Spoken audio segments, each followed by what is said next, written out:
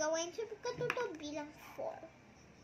Gumuhit ng mga bagay na dapat iwasan sa loob at labas ng bahay kapag may lindol o malakas na paggalaw ng lupa. Mga bagay na dapat iwasan sa loob ng bahay. Kailangang iwasan ang bintanang salamin. Aparador, kasi pwede siya bumagsak sa'yo. Mga mabibigat na bagay. Sa labas ng bahay, ang dapat natin iwasan ay poste, puno. Ganun din, pwede din siya mabagsak sa'yo.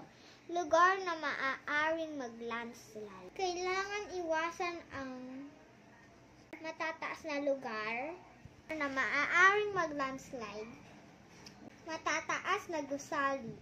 Ito, yung matataas na gusali, pwede siya mag-collapse. Collapse. Mag-collapse sa